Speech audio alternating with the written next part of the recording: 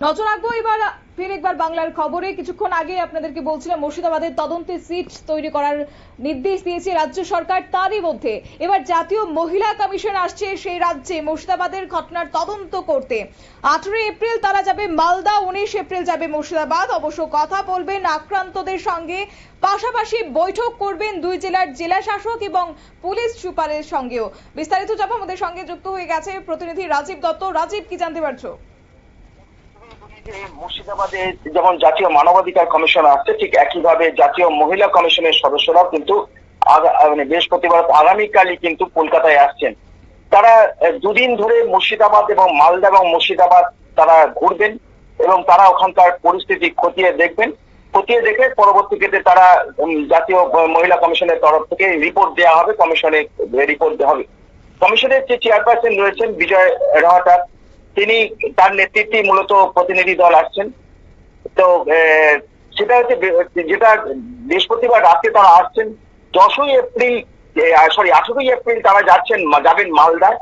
কারণ মালদায় যেন যে মুর্শিদাবাদ থেকে যারা বহু মানুষ তারা চলে এসছেন, এসে মালদাতে ভাগীরথীর অপর প্রান্তে এসে তারা বাস করছেন এবং সেখানে যে ক্যাম্পগুলো করা হয়েছে সেই ক্যাম্পে গিয়ে তাদের কথা বলবেন। কারণ ওখানে যে অভিযোগটা সুকান্ত মজুমদারকে করা হয়েছে, জানো যে মহিলাদের শ্লীলতাহানির চেষ্টা হয়েছিল এবং মহিলাদের অত্যাচার করার চেষ্টা হয়েছিল। যারা আন্দোলন করছিলেন ওয়াকআপ আইন নিয়ে, যারা পথে এতদিন ধরে আন্দোলন করছেন, তাদের সেই নির্যাতনের কথা সেই মহিলাদের মুখ থেকে শুনবেন।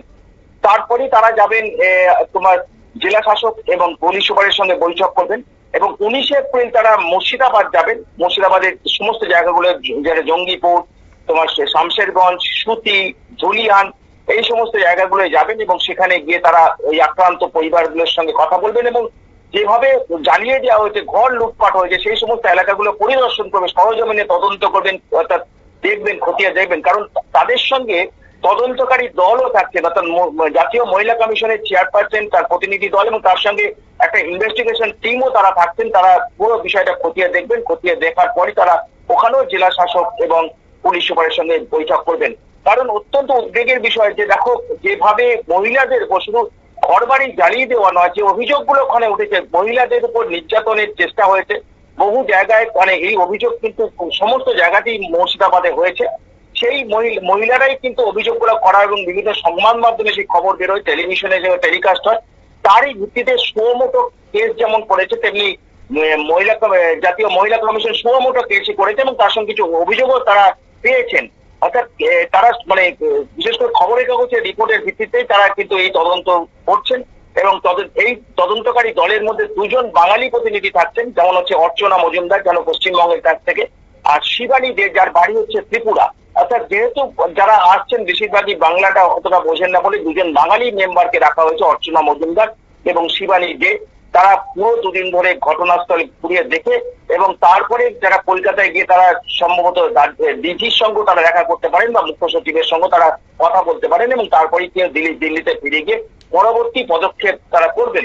কারণ গত কয়েকদিন ধরে যেভাবে মুর্শিদাবাদে অত্যাচার হয়েছে এবং বিশেষ করে মহিলাদের যেভাবে উপর অত্যাচার হয়েছে, সেটা কিন্তু অত্যন্ত উদ্বিগ্ন জাতীয় মহিলা কমিশন এবং আজকে সুপ্রিম কোর্টও উদ্বিগ্ন প্রকাশ করেছে। অর্থাৎ এর পরিপ্রেক্ষিতে কিন্তু জাতীয় মহিলা কমিশন আসছে এবং তারা তদন্ত করে তারা পরবর্তী ক্ষেত্রে রাজ্য সরকারকে কিছু নির্দেশ দেয়, সেই নির্দেশে সুপারিশ দেয় করে, সেটা তারা করবেন যে কি কি পদক্ষেপ রাজ্য সরকারকে নিতে হবে।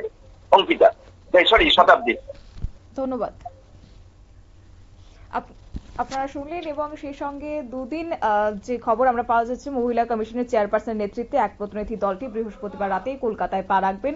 শুক্রবার এবং শনিবার দুদিন ধরে মালদা পাশাপাশি মুর্শিদাবাদে গিয়ে তারা পরিস্থিতি খতিয়ে দেখবেন।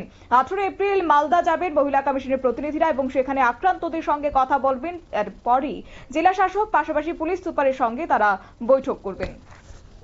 নিয়ে নিচ্ছি ছোট্ট একটি বিজ্ঞাপন বিরতি, সঙ্গে থাকুন।